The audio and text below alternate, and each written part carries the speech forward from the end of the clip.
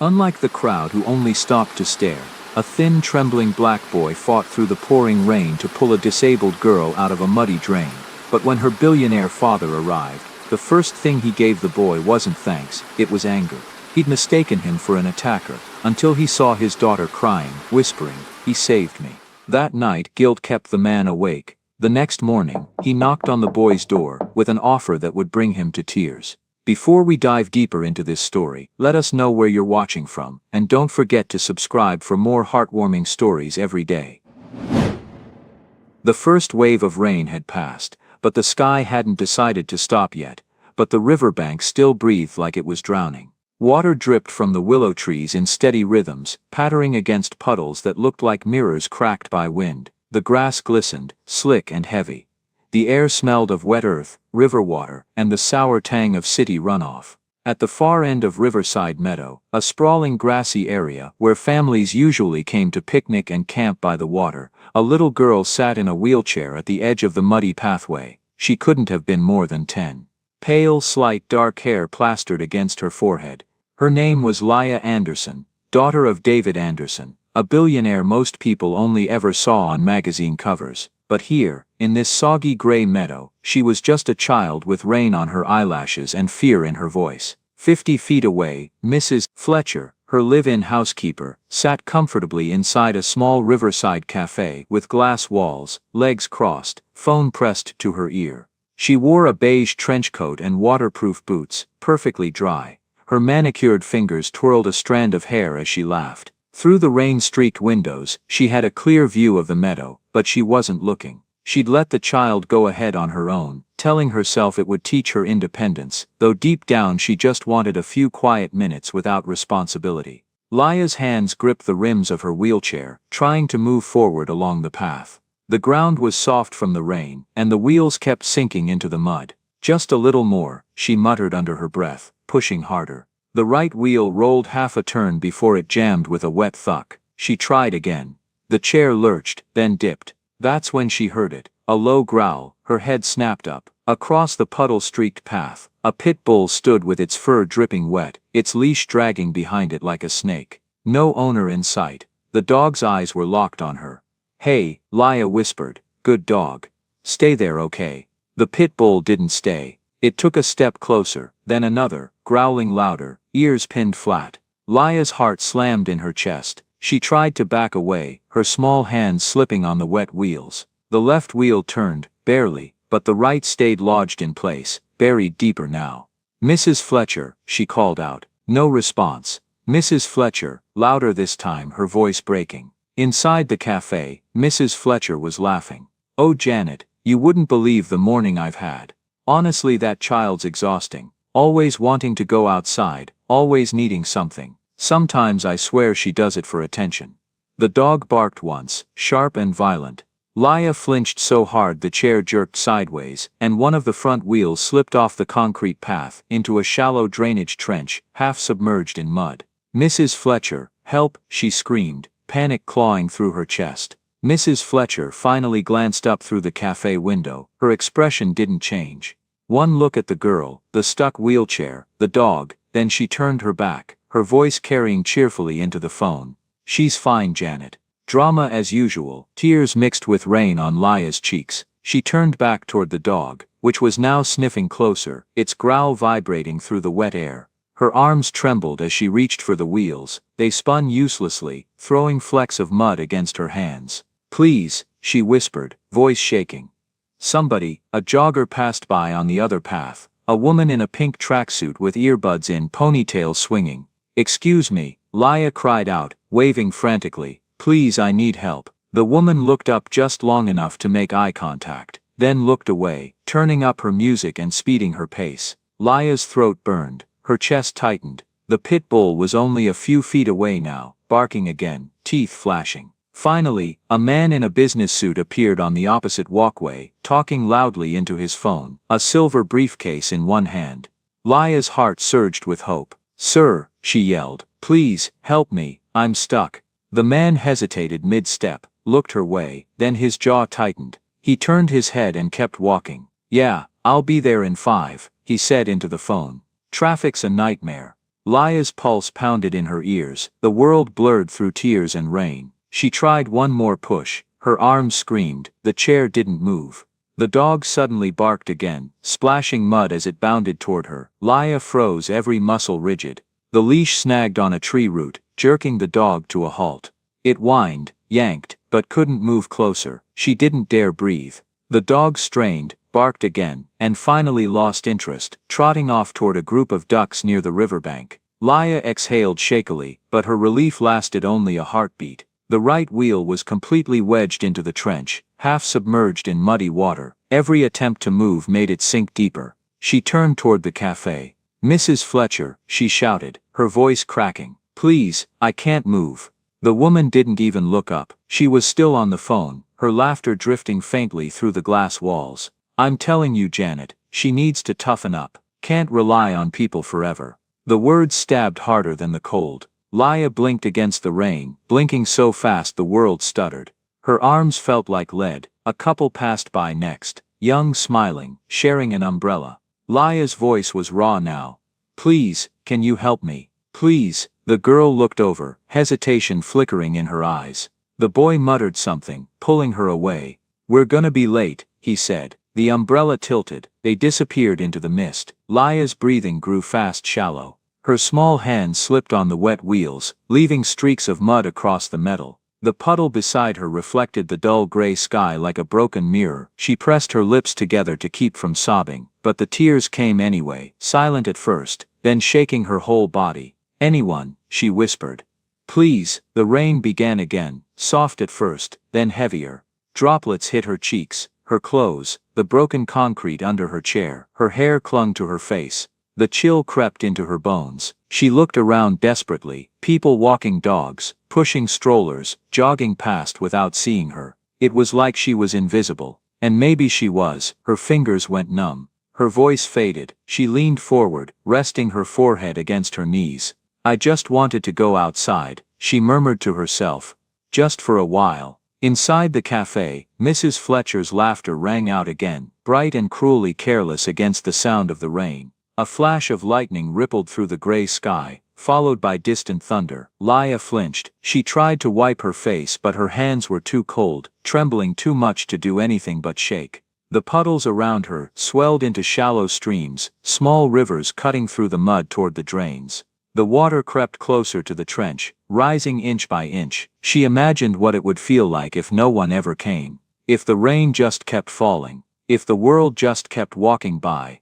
Her breath hitched. She pressed her palms against the armrests and tried one last desperate push. The wheels didn't move. The only sound was the soft, cruel rhythm of raindrops drumming on her useless lap. In the cafe, Mrs. Fletcher glanced at her phone screen, frowning. The call had dropped. She sighed, irritated, and looked out across the meadow, finally noticing the girl again. Laya's head hung forward, shoulders shaking. The chair was almost buried up to the axles now. Mrs. Fletcher rolled her eyes, stood, and pulled her coat tighter. "Good grief," she muttered. "Fine." She started toward the door, slow and reluctant, heels clicking against the cafe floor. But halfway there, her phone rang again. She stopped, looked down at the caller ID, Janet, and smiled. "Oof, priorities," she said under her breath, stepping back to her table. The rain continued to fall. By the time the call reconnected, Laya had stopped calling for help. Her lips were pale. Her hands rested limply in her lap. The rain fell in sheets now, a curtain between her and the rest of the world. The only movement left in the meadow came from the wind, stirring the trees, rippling the puddles, rustling through the tall grass, and then, in the distance, beyond the mist and the downpour, a figure appeared. A teenage boy in a green work uniform, head down, grocery bag swinging from one hand, walking fast along the riverbank path. He was drenched already, but he didn't seem to care. He was muttering to himself, something about overtime, about soup and bread, and how his feet hurt. His name was Malik Johnson. He didn't know it yet, but in the next few minutes, the course of his entire life, and hers, would change forever. The rain fell harder. The sound swallowed everything else, and as he drew closer to the edge of the path, his eyes lifted, just enough to see a small figure in a wheelchair, half submerged in the mud. The grocery bag was heavier than it should have been. 2 cans of soup, a loaf of bread, and one packet of medicine for his grandmother, that was all. But after a 14-hour shift at Rivermart, and 2 hours of walking home in the drizzle, Malik Johnson felt every ounce of it. The rain came down harder now, slanting sideways, needling through his green work uniform. His shoes, the only pair he owned without holes, squelched with every step. His breath misted in the cold air. He just wanted to get home. Home, where the walls leaked and the heater coughed, but where Grandma Ruth's voice would greet him, warm and cracked and alive. Malik shoved his hands into his pockets, keeping his head down as he cut through Riverside Meadow, the fastest shortcut across town. The place was nearly empty, just puddles, shadows and the distant echo of thunder rolling over the river. Then he saw something, a shape, small, still. At first he thought it was a fallen sign or a bundle of clothes left behind. But then the lightning flashed, and for a heartbeat, he saw a child's face, pale against the gray hair slicked with rain, eyes wide and glassy. He stopped. The world around him blurred, rain, trees, wind, all fading until there was only that small figure, half sunk in mud, her wheelchair tilted dangerously toward a drainage trench. Malik's first thought wasn't heroic, it was hesitation. He looked around. There were people farther down the path, a woman with an umbrella, a jogger pulling her hood tighter. Someone else would help, someone had to, but nobody stopped. They all kept walking, heads down, like ghosts passing through rain. Malik's heart began to hammer. He looked again at the girl. Her lips were moving, whispering something he couldn't hear. Then her hand slipped from the armrest and dropped limply into the mud. That did it. The grocery bag hit the ground with a dull thud. He ran. Water splashed up his legs as he sprinted across the path. The rain blurred his vision, stung his eyes, soaked through his clothes, but he didn't slow down. "Hey," he called out, breathless. "Hey, it's okay, I'm coming." The girl looked up, her eyes terrified, searching, locked on his. Malik slid to a stop beside her, dropping to his knees in the mud. The cold hit him like a slap, but he ignored it. Up close, she looked even smaller. Her hands white-knuckled around the chair's wheels, her lips trembling. "It's okay," he said softly, voice steady even though his heart was racing. "You're gonna be okay." She tried to speak, but all that came out was a small broken, I can't move." "I got you," he said, "just stay still." He braced his hands on the wheelchair's metal frame and pulled. Nothing. The mud held tight, thick and greedy. Malik dug his feet into the slick ground and pulled again, harder. His muscles burned. The chair didn't budge. "Come on," he muttered through clenched teeth. He rocked the chair side to side, trying to break the suction. It shifted an inch, then sank deeper. "Damn it." The girl flinched at the word. He forced himself to soften his tone. "Sorry, not at you. He exhaled sharply, scanning the ground for something, anything he could use. A broken tree branch lay a few feet away. Malik grabbed it, jammed it under the front wheel, and pressed down with all his weight. The wood creaked, bent, then snapped in half with a loud crack. He nearly fell face first into the mud. "Hey," the girl whispered weakly. "It's okay, you tried." Malik looked up, rain dripping from his hair, and for the first time really saw her. The tear tracks mixed with mud on her cheeks, the hopelessness in her eyes, the kind no 10-year-old should have to wear. "No," he said quietly, his voice hardening with resolve. "It's not okay." He thought fast. The wheelchair was stuck, really stuck, and he wasn't strong enough to pull both the chair and the girl out at once, but he could get her to safety first. "Listen," he said, crouching lower, "the chair's too stuck. I can't pull it out with you in it, but I can carry you somewhere dry, then come back for the chair. Is that okay?" She hesitated, then nodded weakly. "I'm gonna lift you now, okay? Put your arms around my neck and hold on tight." She did as he said, her small arms wrapping around him. She was so light it startled him, like lifting air and bones. "I've got you," he said through clenched teeth. You're okay." The rain poured harder, washing over them both. His shoes sank with every step, but he kept moving. One foot, then another, slow and steady across the slippery grass. He found a stone bench under a covered picnic shelter, about 30 yards away, and gently set her down on the dry wood. Her fingers were still hooked around his neck. He had to pry them loose one by one. "You're safe now," he said, trying to catch his breath. She looked up at him, her eyes wide with tears. "You came." "Of course I did. No one else did." I know. Rain dripped from his hair, down his face, into his collar. He crouched in front of her, so their eyes were level. You okay here for a minute? I'm gonna go get your chair. She nodded quickly. Be careful. He smiled faintly. Always am. Malik sprinted back through the rain, his legs burning from exhaustion. The wheelchair was still half buried, its wheels sticking up from the mud, like broken wings. This time, without the added weight, he had more leverage. He gripped the frame with both hands, planted his feet wide, and pulled with everything he had. The mud resisted, then gave way with a wet sucking sound. The chair popped free. Malik stumbled backward, gasping, then steadied himself, and began pushing the muddy wheelchair back toward the shelter. When he returned, the girl was still watching him. Small, soaked, but alive, her expression a mix of disbelief and gratitude. Got it, he said, wiping rain and sweat from his eyes. She gave a tiny trembling smile. You're amazing. He shook his head, breathless, just stubborn. She nodded. Thank you, he smiled. You're welcome. Then her eyes flicked over his shoulder, widening.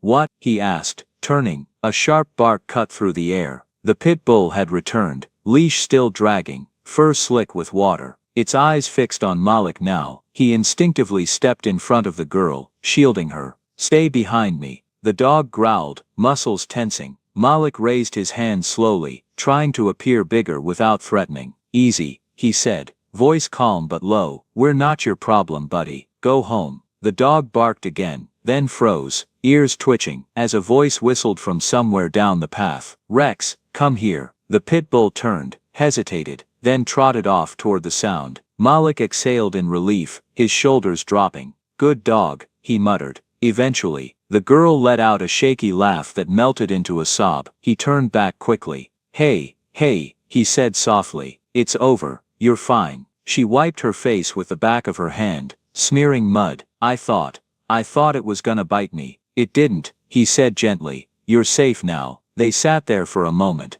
both breathing hard, the rain falling like silver threads around the shelter. Finally she whispered, What's your name? Malik, he said. Malik Johnson. I'm Leia. He smiled faintly. Nice to meet you, Leia. Even if it's the weirdest place ever for introductions. That made her giggle. A small sound, but one that felt like sunlight cutting through clouds. Then Malik glanced back toward the cafe, where Mrs. Fletcher was finally standing by the window, phone in hand, watching them with wide eyes, not rushing, not panicked, just watching. Is that your mom? Malik asked. Leia shook her head quickly. No, my nanny. Her voice dropped to a whisper. She didn't help. Malik frowned. She saw you. She looked right at me, Leia said, trembling again, and she turned away. Anger sparked in Malik's chest, hot, electric. He didn't say anything, but his jaw tightened. It's okay, she said after a moment, like she was used to making excuses for other people's cruelty. I'm used to it. No one should be used to that, Malik said quietly. The rain began to slow, the storm easing into a soft drizzle. The meadow was empty now, except for them, two figures under a shelter, one boy drenched to the bone, one girl shivering in a wheelchair. Both changed by something neither of them had planned for. Malik stood and stretched, his back cracking. Let's get you home. Yeah? Leia nodded weakly. Mrs. Fletcher will call my dad. Good, Malik said. He should know what happened. He didn't realize yet what those words meant, how fast they'd come true, or how much everything would change the moment David Anderson arrived. For now all he knew was the quiet sound of rain on leaves, the faint hum of traffic far away, and the look on a little girl's face, the look of someone who'd finally been seen. The world was still gray when the black sedan turned off the main road and pulled up to the entrance of Riverside Meadow and ran the rest of the way. Its headlights cut through the mist, throwing long white beams across the wet grass. The engine purred low and steady, expensive, restrained power. Inside sat David Anderson, his face hard and pale, beneath the glow of the dashboard. The rain had calmed, but thunder still grumbled somewhere beyond the river. His phone buzzed again on the console. He pressed the speaker button. Mr. Anderson, it's Mrs. Fletcher. The voice came, trembling slightly but calculated. There's been an incident. David's grip on the steering wheel tightened. What incident? It's your daughter, sir. She's near the riverbank. I think some boy was trying to, well, I wasn't sure what was happening, but it didn't look right. Some boy. His voice dropped an octave. You left her alone. I didn't, sir. I was right nearby. He ended the call before she could finish. The tires screeched against the wet road as he accelerated toward the meadow, heart pounding against his ribs. All he could see in his mind was Leia, fragile, delicate, his only child, and some stranger's hands on her. The thought ignited something primal, sharp, and blinding. When he spotted the scene ahead, a teenage boy, crouched beside his daughter under a picnic shelter, her wheelchair muddy and tilted nearby, her hair plastered against her cheeks, the world narrowed to a single point. David slammed the car door open, before the engine had even stopped. Hey, his voice thundered across the meadow, get away from her. Malik turned, startled. Sir, wait. I said step back. The sound of boots slapping wet grass filled the air as David closed the distance. He grabbed Malik by the collar and shoved him backward, hard enough that the boy stumbled, and nearly fell. What the hell do you think you're doing, Dad? Leia cried out. Stop. David didn't hear her, or maybe he did, and couldn't process it. His hand was still clenched in Malik's shirt, his jaw tight, eyes blazing. Malik's voice came out between gasps. She was stuck in the mud. I was helping her. Helping? David's voice was like thunder. You think I'm stupid? Look at her. She's terrified. Because you're yelling at him. Leia shouted. That stopped him, just for a second. Rainwater dripped from Malik's chin, from the boy's trembling hands that were still raised in surrender. He wasn't fighting back. He wasn't even angry, just hurt. David looked down at him, his breath heavy, the adrenaline beginning to crack. Then he saw it, the mud-stained uniform, the torn sleeve, the grocery bag, half buried nearby. The boy's shoes were soaked through, his palms raw. Dad, Leia's voice broke. She was crying now, the kind of cry that carried shame and exhaustion. He saved me. The words landed like a gunshot in the quiet that followed. David froze. The wind pushed through the trees, shaking loose droplets that pattered against the ground. What? He said, voice low. Leia wiped her nose with the back of her sleeve, sobbing. The wheel got stuck, and no one came. I called Mrs. Fletcher, but she didn't help. Nobody did. He pointed at Malik. He came. He carried me out. Then he went back and pulled the chair free. The air went still. David slowly turned toward the cafe entrance, where Miss Fletcher had finally appeared, umbrella in hand, her face pale and strained. Is that true? She hesitated, glancing between them. Sir, I was just about to answer me. Her throat bobbed. Yes, sir. David looked back at Malik. The boy's chest rose and fell quickly, the rain dripping from his hair, his expression unreadable, caught between fear and defiance. For the first time David saw him clearly. Not a threat. A kid. Just a kid. He let go of Malik's collar. The boy stepped back, rubbing his neck. The sound of rain filled the silence between them. Softer now, almost forgiving. David swallowed, the weight of what he'd just done settling like a stone in his stomach. Son, he said quietly. Malik shook his head. Don't. The single word cut sharper than a shout. He turned toward Leia, crouching back down so they were eye level again. You okay? She nodded, still sniffling. Yeah. Good, he said softly. You're safe now. He stood up, ready to leave, but David stopped him. Wait. Malik didn't turn around. David stepped forward, his voice gentler now, stripped of its authority. You helped my daughter. I owe you an apology. I misjudged what I saw. Malik's jaw tightened, but he stayed silent. David's eyes dropped to the mud-smeared uniform, the faint tremor in the boy's hands from cold and exhaustion. You're freezing, he said. Let me give you a ride. It's the least I can do. Malik finally turned, meeting his gaze. It's fine. I can walk. It's not fine, David said, still trying to regain composure. You saved her life. Malik's expression softened slightly, then shifted. Tired, wary. That's what people should do. The words hung there, heavier than the rain. For a moment David didn't know what to say. Then Leia spoke again, voice small but steady. Dad, can we take him home? Please. David blinked at her. What? He's wet, she said. And hungry probably. He helped me when nobody else would.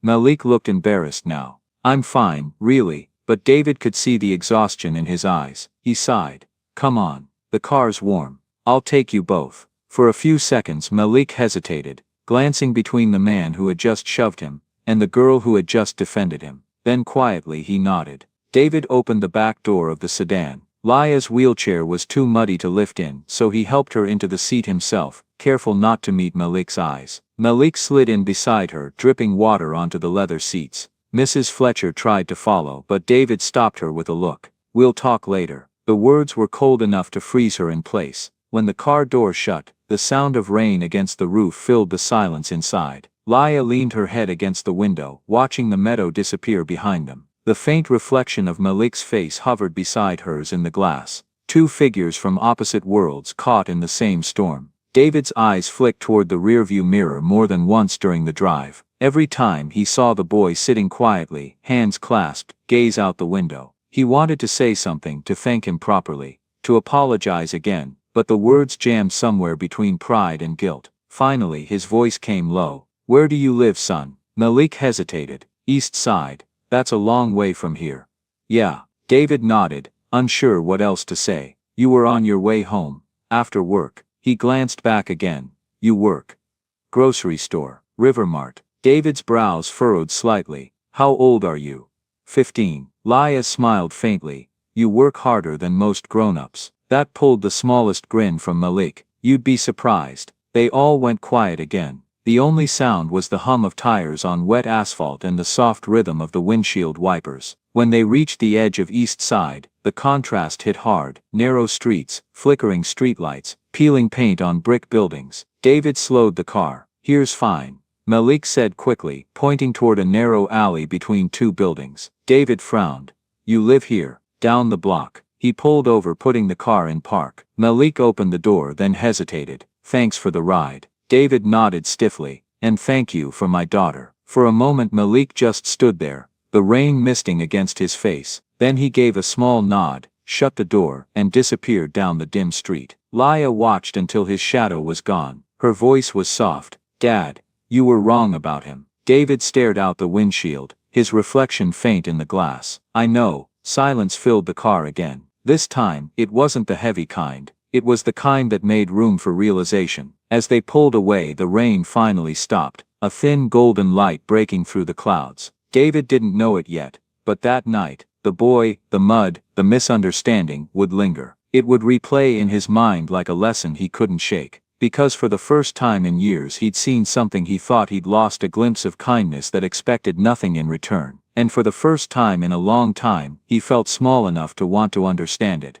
The rain had stopped hours ago, but the city was still breathing it in. Steam rising from the pavement, puddles shimmering under streetlights, the air heavy with the smell of wet asphalt and electricity fading from a storm that had already done its damage. Two homes, two windows still awake, miles apart, both carried the same silence, the kind that only follows something you can't quite name. Malik pushed open the door of apartment 2B, the hinges complaining like they always did. The hallway light flickered once and went out, but he didn't bother fixing it. The air inside was warm, faintly scented with menthol rub and instant noodles. "Grandma." Her voice came from the small bedroom, soft, thin but alive. "In here, baby." He dropped the grocery bag on the counter, still damp from the rain, and walked in. The oxygen machine hummed beside her bed, steady and loyal. Ruth Johnson was sitting up, blanket wrapped around her shoulders, her silver hair glowing faintly in the lamplight. "You look like you fought a hurricane," she said,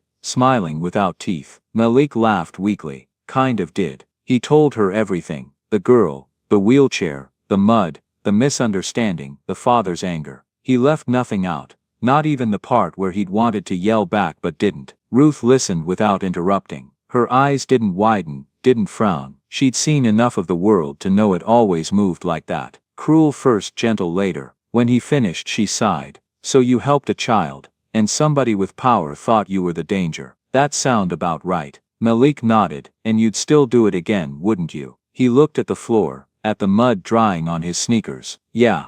Good." She smiled softly. "Because the moment you stop helping, that's when they win." He swallowed hard. "I'm just tired, Grandma. Tired of people looking at me like I'm supposed to apologize for breathing." Ruth reached out, her hand trembling as it rested over his. "Don't ever apologize for being good." They sat in silence, the only sound the machine's quiet hiss. Outside, somewhere, a siren wailed and faded. Malik stood, rummaging through the bag. "You hungry?" Ruth chuckled. "You ask that like there's ever been a day I said no." He grinned, pulling out the can of soup and heating it on their single-burner stove. The orange glow from the coil lit his face as he stirred. Steam rose, thick and comforting. "You remind me of your mama," she said softly. He glanced back. "Yeah, same stubborn heart, same way of thinking everybody's worth saving." He smiled, but his eyes were far away. "Maybe I just don't like seeing people left behind." "Then don't change," she whispered. When the soup was ready, they ate together from chipped bowls. It wasn't much, it never was, but Ruth swore it tasted better than anything at those fancy restaurants she saw on TV. Malik didn't argue. He knew what she meant. Later, when she fell asleep, he sat by the window, watching the city lights blink in the puddles below. Somewhere out there, he thought, that girl was probably warm, dry, safe. He hoped so. He didn't know that, at that exact moment, her father couldn't sleep either. Across town, in a mansion built on quiet money and colder memories, David Anderson stood in his office, staring at the dark glass of his window. His reflection stared back, tired, hollow-eyed, still wearing the guilt of earlier. He'd poured himself a drink hours ago, but hadn't touched it. The amber liquid just sat there, catching the faint light from his desk lamp. On the corner of his desk was a framed photograph. His wife Elena, smiling in sunlight, Laya on her lap, both laughing, alive. That picture had been taken 2 months before the crash, before sirens and hospital corridors, before wheelchairs and silence. He reached out and touched the frame, his fingers leaving a smudge on the glass. He'd spent 2 years pretending to move on. He'd built bigger companies, signed bigger deals, filled his calendar so completely there was never time left for grief. But the truth was still there, just quieter. It hid under the noise of success. And tonight, a 15-year-old boy had pulled it out of hiding. With nothing but courage and decency and mud on his clothes, David exhaled, heavy and uneven. The sound echoed in the stillness of the room. A knock at the door. He turned. "Come in." The door opened slowly, and Laya rolled in, her blanket trailing behind her wheelchair. Her hair was still damp from the shower, her eyes tired but alert. "You should be in bed," he said automatically. "So should you," she answered, with a faint smile that reminded him so much of Elena. It hurt. She wheeled closer, stopping beside the desk. "Are you mad?" "Mad? At that boy?" He hesitated. "No," he said finally. "Not anymore. You thought he was bad." "I did, but he wasn't."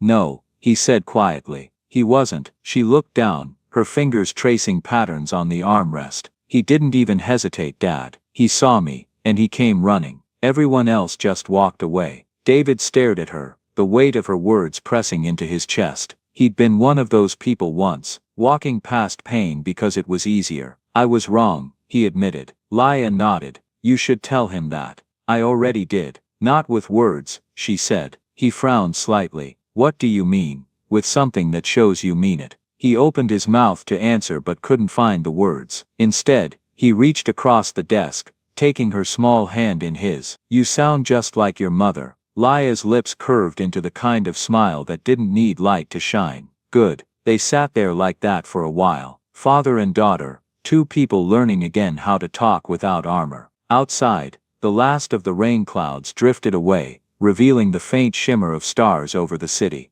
When David finally rose to turn off the lamp, he glanced once more at the photo on his desk, his family before everything broke, and whispered under his breath, "Thank you, Malik." He didn't yet know that by tomorrow, those words would take him someplace he'd never been before, to the other side of the city, to a cramped apartment above a laundromat, to a boy who'd changed everything without realizing it. The next morning came dressed in sunlight, thin and cautious, as if afraid to disturb what the storm had left behind. Puddles glimmered like broken glass on the pavement. The world was quieter, the kind of quiet that follows apology. Across town, in the Anderson mansion, David stood by the window with his coffee untouched. He wasn't reading the paper or checking the stock reports like usual. He was staring at the city stretching below him, at the streets that twisted toward neighborhoods he'd only ever driven past with the windows up. Behind him, Laya's voice broke the silence. "Did you find out where he lives?" He turned. She was dressed and ready, her hair brushed into a neat braid, her hands resting on the wheels of her chair. "I did," he said. "East Side, apartment building on Merton Avenue." Laya's face lit up. "Can we go?" He hesitated, glancing at his watch. the reflex of a man whose time had always belonged to someone else. For once, he ignored it. Yes, we can go. The drive across town felt longer than it should have. The clean streets and manicured trees of West Austin gave way to cracked sidewalks, flickering neon, and walls painted with graffiti. Not vandalism, but stories of the people who lived there. Laya looked out the window, wide-eyed. It's different here, she murmured. It is, David said quietly, but maybe not as different as we think. When they pulled up to Riverstone Apartments, the building looked tired but alive. Kids were chasing a half-deflated soccer ball near the fence. A woman in a floral robe smoked on her balcony, waving at someone below. Life, messy and unfiltered, spilled out of every window. David parked by the curb. For a moment he just sat there, hands gripping the steering wheel, unsure how to start. It wasn't a business meeting. It wasn't charity. It was something else entirely, and that scared him more than any boardroom ever had. Laya broke the silence. You should bring flowers. He looked at her. For a 15-year-old boy. For his grandmother, she said simply. He almost smiled. You're learning to negotiate already. When they reached apartment 2B, David hesitated before knocking. The hallway smelled faintly of laundry detergent and fried onions. Somewhere, a radio played old soul music. Then the door opened, and there she was, Ruth Johnson, standing with a shawl around her shoulders, and the kind of calm that came from having seen everything once before. Mr. Anderson, she said, her tone polite but cautious. Yes, ma'am. He held the bouquet awkwardly, realizing how out of place he looked in his tailored suit. I wanted to thank your grandson for what he did yesterday. Ruth's eyes softened a little. Come in then. The apartment was small but spotless. A cross hung over the doorway, beside a faded family photo. The air smelled of coffee and something warm cooking on the stove. Malik appeared from the kitchen, wiping his hands on a dish towel. He froze when he saw them. David in the doorway, Laya in her wheelchair beside him. Oh, he said, caught off guard. Laya grinned. Hi. He smiled back, shy, unsure. David cleared his throat. We didn't mean to intrude. I just owed you both a visit. Ruth gestured toward the small table. Then sit, before the coffee gets cold. I made enough for everyone. David nodded, taking a seat that creaked beneath his weight. He felt like a giant in a dollhouse, too careful, too aware. The coffee was strong and sweet. Ruth poured it with practiced grace, setting a cup in front of him. My grandson told me everything, she said. You thought he was hurting your little girl. David winced. Yes, I did. Well, Ruth said, sitting across from him, you weren't the first man to see a black boy and jump to the wrong conclusion. Won't be the last either. He looked up, meeting her gaze. I'm sorry. She nodded slowly. I believe you. Silence lingered, not uncomfortable, just heavy with things that didn't need to be spoken. Laya rolled closer to the table, her voice gentle. Mrs. Johnson, your house smells really good. Ruth chuckled. That's because Malik can't cook, and I had to fix it myself. Hey, Malik said, mock offended. You said it tasted fine last night. I lied, she said, smiling. Everyone laughed, softly at first, then fully. And in that laughter something invisible but powerful shifted. David set the flowers on the counter. They're for you, he said to Ruth. From my daughter mostly. Ruth glanced at Laya, who shrugged. He picked them, but I told him to. Well then, Ruth said with a grin, I'll take them from both of you. Malik leaned against the wall, arms crossed, trying not to look too awkward. David turned to him. You saved her life, he said quietly. I don't know how to thank you for that. You already did, Malik replied. David shook his head. No, I didn't. I can't just walk away from something like that. You risked yourself when everyone else walked by. That deserves more than words. Malik frowned, uneasy. You don't owe me anything, sir. I didn't do it for I know. David interrupted gently. That's exactly why it matters. For a moment neither spoke. The only sound was the faint ticking of a wall clock. Then Ruth leaned back in her chair. Maybe you can't pay him back, she said, but you can pay it forward. There's always somebody else out there who needs a hand. David nodded, considering her words. Maybe I can do both. He reached into his briefcase and pulled out an envelope, placing it carefully on the table. This isn't payment, he said. It's a scholarship fund. For you, Malik, for school, or whatever dream you're chasing. Malik's eyes widened. Sir, no, I can't. Ruth raised a hand, stopping him. Let him finish. David continued, you don't owe me anything, but you deserve the chance to go further than where you are now. Malik stared at the envelope, like it was something dangerous. I can't take your money. It's not my money, David said quietly. It's hers. He nodded toward Laya. Laya smiled.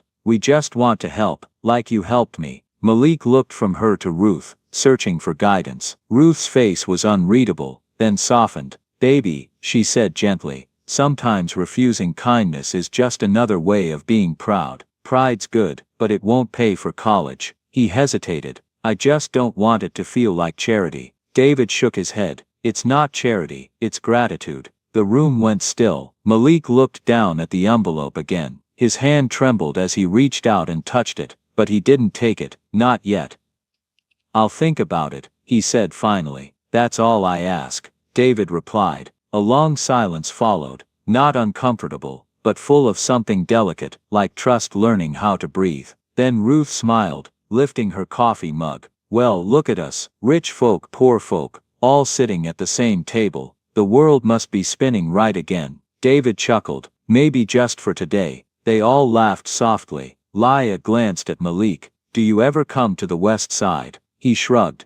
Only when the bus isn't too expensive. You should visit, she said. Dad makes terrible pancakes, but the kitchen's big. Malik smiled. Maybe one day. David looked at him, something thoughtful flickering in his eyes, an idea forming, small but alive. Outside sunlight slipped through the blinds, cutting the room into stripes of gold and shadow. For a fleeting moment, it felt like the distance between their worlds wasn't measured in money or miles anymore, but in understanding. When they finally stood to leave, Ruth walked them to the door. You come by again, Mr. Anderson, and bring that girl too. She's got light in her. David smiled. I think she gets it from her mother. Ruth's eyes softened. Then you did something right. In the hallway, Malik called after them. Hey. They turned. He held the envelope loosely in his hand. If I take this, he said, I want to earn it. Let me work for it. Whatever you need, part-time, weekends, I don't want it to be a gift.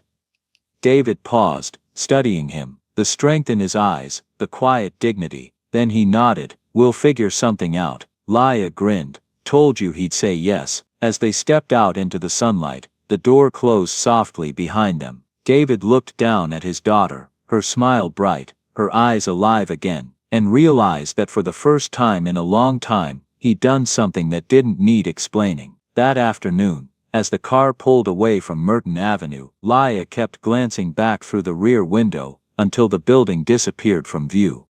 You think we'll see him again? She asked. David smiled faintly. I think we're not done yet. The sunlight glinted off the windshield, warm and golden as they turned toward home. Two lives forever changed and one new connection quietly beginning to take root. The months that followed moved quietly, not like chapters turning but like a song finding its melody again. By late spring the city had shed its gray, the streets smelled like wet concrete and new beginnings. School was out, the air tasted like summer, and for the first time in years Laya Anderson was smiling just because she could. Every Thursday afternoon, David's black Mercedes stopped in front of Riverstone Apartments. He no longer sent drivers, he went himself. Each week it was the same ritual, Laya in the passenger seat, eyes bright, Malik waiting on the curb, wiping his hands on his Rivermart uniform before climbing in. They'd drive downtown, sometimes to the hospital for Ruth's appointments, sometimes to the meadow, sometimes just to see parts of the city that had once belonged only to one of them. It was strange how natural it all felt. Three people from worlds that never should have touched, laughing like they'd known each other forever. David still wore suits, but he'd stopped checking his watch when he was with them. Laya had started teasing him for smiling more. Malik had started believing he deserved to.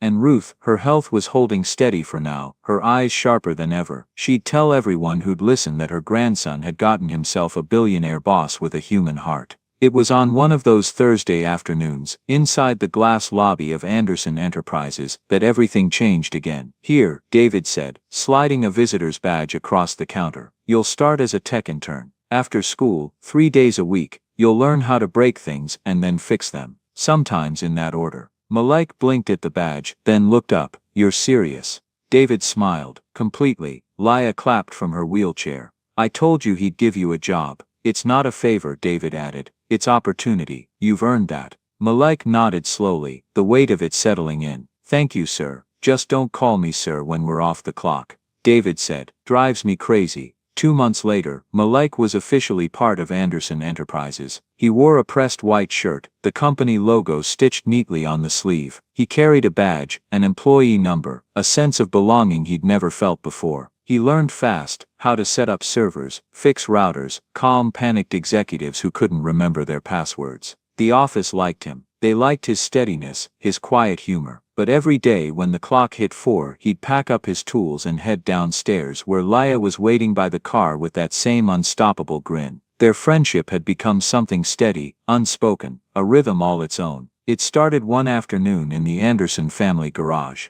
Leia was sitting beside her wheelchair, hands on her knees, staring at the mud-caked tires. Malik was across from her, holding a wrench and a curious expression. Okay, he said. So what exactly are we doing again? We, Leia said with mock patience, are fixing the reason I keep getting stuck every time it rains. You mean the wheelchair? I mean the system, she corrected. The world wasn't built for people like me, so maybe we build something that is. Malik leaned back, thinking. You're serious? Completely, she said, echoing his own words from months earlier. You're the engineer, I'm the test driver. We can do this. He studied her for a long second, her confidence, her spark, the way she said we instead of me. Okay, he said finally. Let's build something that doesn't stop when the ground gets soft. The next weeks became a blur of motion. After Malik's shifts, he'd head to the Anderson workshop, a space that smelled like oil, metal and coffee. Leia would already be there, sleeves rolled up, a tablet in her lap, blueprints glowing across the screen. The first version was a disaster. The wheels jammed, the frame cracked, and they both ended up covered in grease. Leia laughed so hard she nearly tipped backward. Malik swore it was character building. The second version worked, barely. The third version worked better.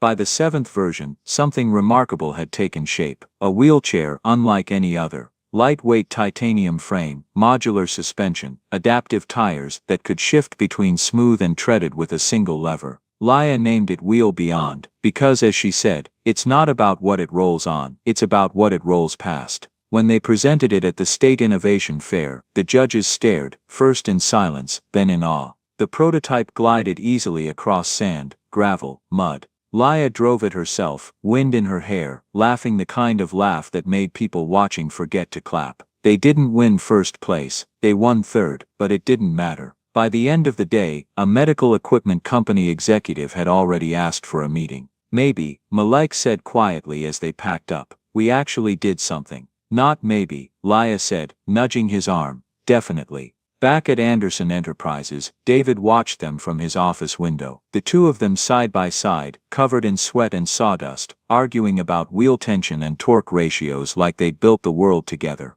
In a way they had. He thought of Elena, how she'd believed kindness could be engineered into people, if only someone gave them the tools. For the first time in years, David felt like maybe he was building something that mattered more than profit. When he stepped into the workshop, Leia looked up. Dad, we did it, I saw. His voice caught slightly. You two did something incredible. Malik shrugged, embarrassed. We just fixed a problem. David smiled faintly. That's what the best people do. That night, the Anderson mansion was brighter than usual. Ruth sat at the dinner table, wrapped in her shawl, laughing as Leia demonstrated the new wheelchair's remote controls. Malik poured her tea. David set down his phone. The housekeeper joined them with dessert. There were no contracts, no titles, no wealth, just 4 people, and the hum of a future quietly unfolding. And in that moment, no one would have guessed they hadn't always been a family. Weeks passed. The wheelchair prototype was accepted for patent review. Malik received his official scholarship letter. Ruth's health stabilized. Everything was moving forward. Everything was beginning to feel safe. But sometimes, just when life starts to feel solid again, the ground shifts beneath your feet.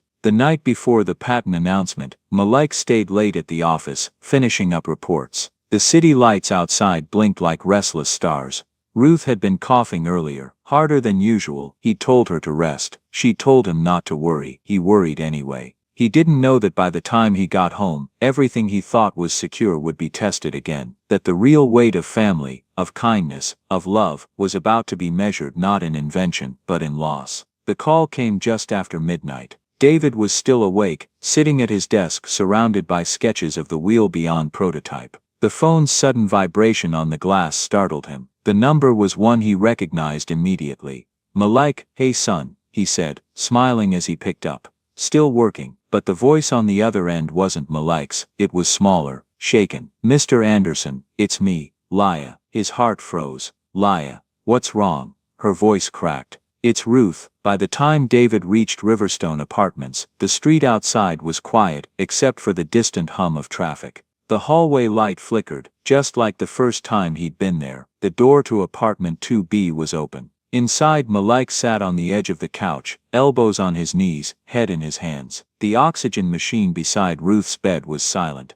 Laya was sitting next to him, one hand resting on his back, eyes red and swollen. David paused in the doorway. The stillness inside the room was different now. Not the kind that came from peace, but the kind that followed after something beautiful had left. He stepped closer, his voice low. "When, an hour ago," Malik said quietly. She said she was tired, then she just stopped. No tears came at first, just the weight, the kind that pressed behind your ribs until breathing felt like betrayal. David sat beside him. For a long while, neither spoke. "She was all I had," Malik whispered finally. David looked at him, then at Ruth, her hands folded neatly, her face soft, as if she'd just fallen asleep. "You still have her," he said gently, "just in a different way." Malik's shoulders trembled. "She wanted to see the patent letter. I told her we'd show her in the morning." David's throat tightened. She knew, Malik, trust me, she knew. Across the room, Laya wiped her eyes. She had never seen Malik cry before. The sight of it made something deep inside her break and heal at the same time. The funeral was small, a few neighbors, one pastor, no flowers except for the wild ones. Laya had picked herself. When the service ended, David stayed behind as everyone left, watching Malik kneel by the simple headstone. His hands were in the dirt, fingers tracing the carved letters. Ruth Johnson, 1949-2024, a heart too big for this world.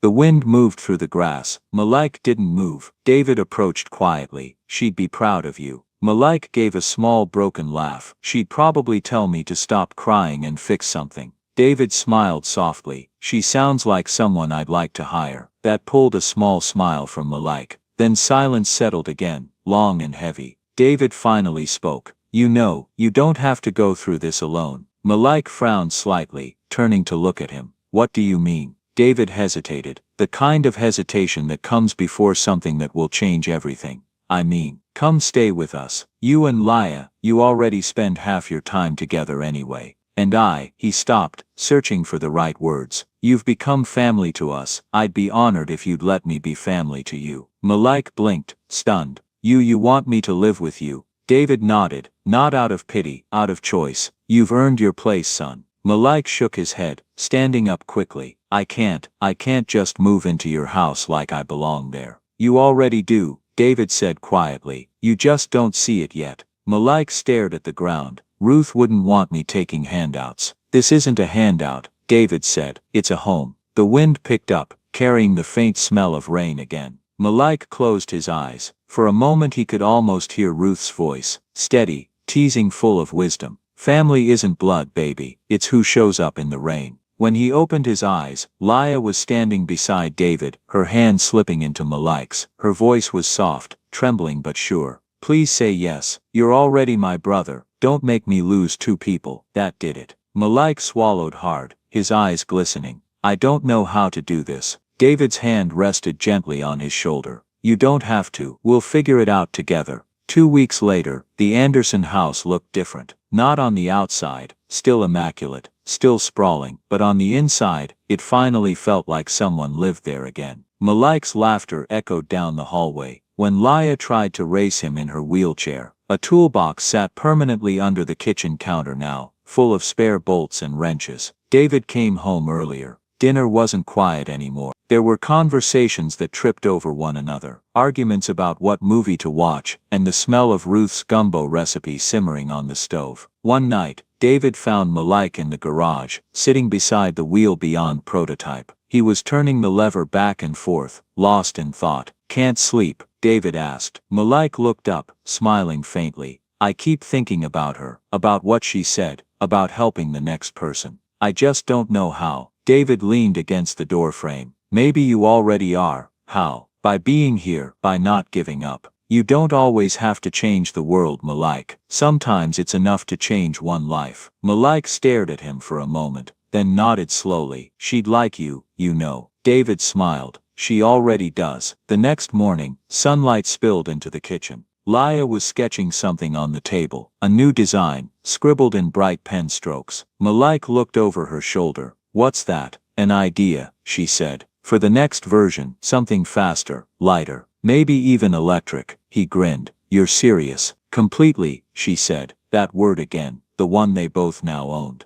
David walked in, coffee in hand, watching them with quiet pride. If you two keep this up, I'll need to build another garage. Laya smiled. You better, because we're not done yet. Malik nodded in agreement. Ruth always said, you stop building, you start dying. David raised his cup. Then let's keep building. Outside, the clouds were clearing, the air full of spring again. But somewhere on the horizon, the faintest rumble of thunder rolled, a reminder that peace, like progress, never stays still for long. In the distance, unseen, a new challenge was already forming, one that would test everything they'd built together, their invention, their family, and their faith in what kindness could survive. For now though, the house was full of laughter, and for the first time in years, it sounded like home. The sky broke open that morning in a quiet kind of gold, the kind that doesn't shout, but promises something new. It had been exactly 2 years since the rain, since the mud, since the moment two lives collided at the edge of a meadow. But the world had changed in ways no one could have predicted.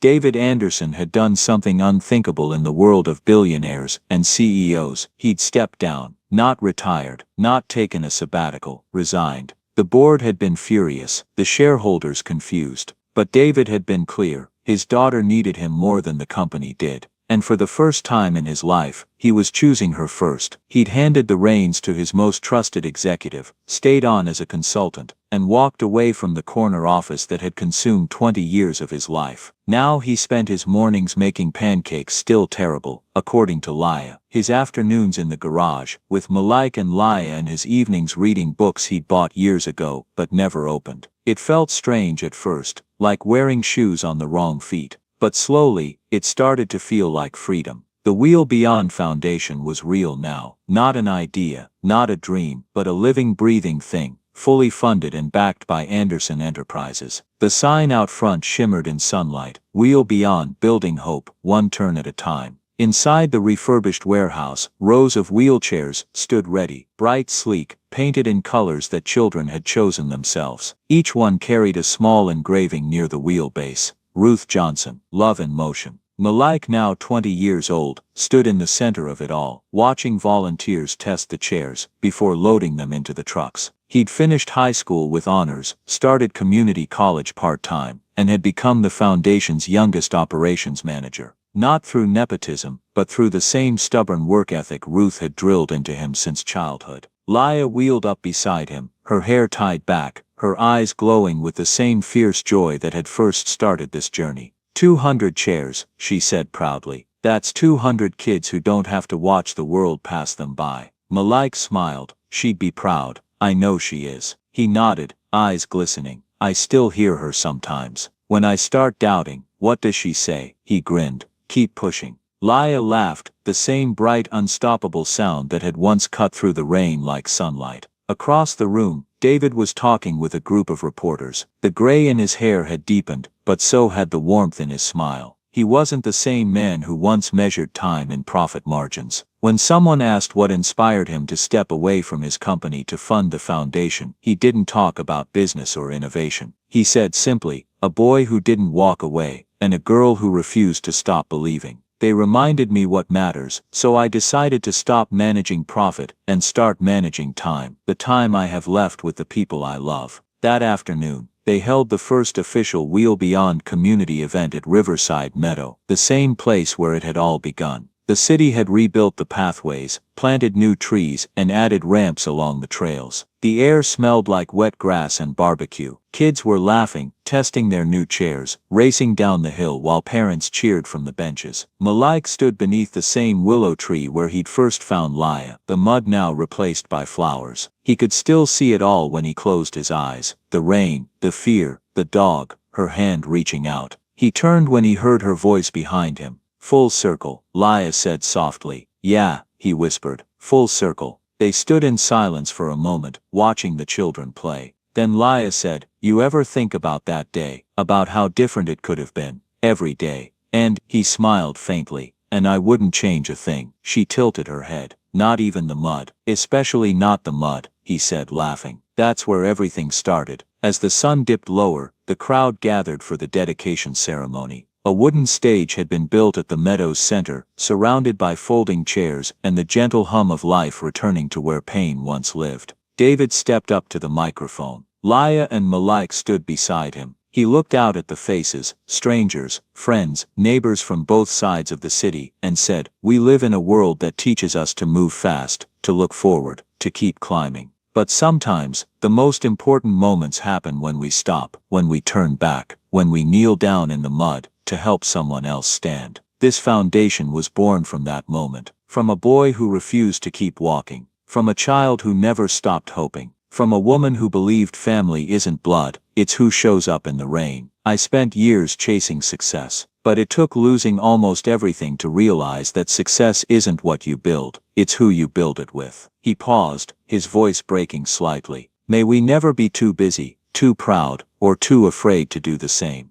The crowd erupted in applause. Laya reached for Malik's hand. For a heartbeat, time folded back. Two children in the rain. Two hearts bound by something stronger than chance. That night, long after the trucks had gone, and the meadow had emptied, the three of them stayed behind. The air was warm, the river shimmering under the city lights. David sat on the bench where Mrs. Fletcher once had. This time, he wasn't looking away, he was looking right at them. Laya turned to Malik. "So what now?" He smiled. "Now we build the next one." "The next wheelchair?" she asked, raising a brow. "No," he said, looking out at the skyline. "The next miracle." 5 years later, the Wheel Beyond Foundation, funded and sustained by Anderson Enterprises, had expanded to 12 cities across the country. Their designs were used in hospitals, schools, and refugee centers around the world. At the grand opening of their newest branch, Malik stood on stage, older, steadier, his voice carrying the same quiet conviction that once lived in Ruth's. He told the story again, of the girl in the rain, of the dog, of the mud,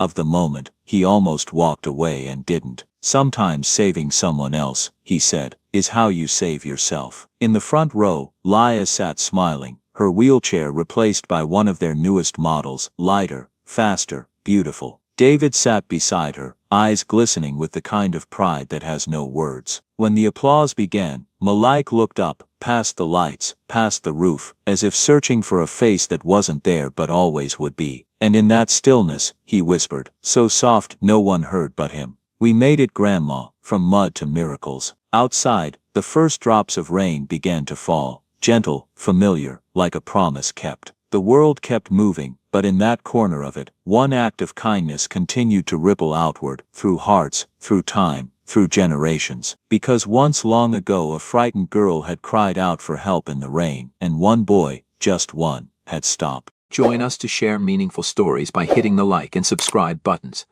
Don't forget to turn on the notification bell to start your day with profound lessons and heartfelt empathy.